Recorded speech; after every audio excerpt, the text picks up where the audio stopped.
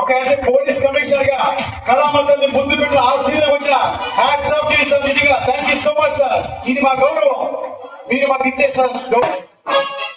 మరి నేను లైవ్ పెట్టిన వెంటనే సాంగ్ చూసింది నిజంగా మీ ఇద్దరిదే.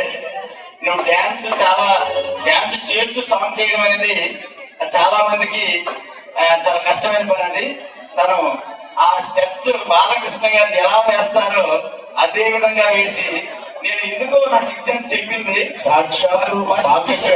ఫస్ట్ ప్రైజ్ అనేది 1500 రూపాయలు ఆయన తీసుకుంటారు.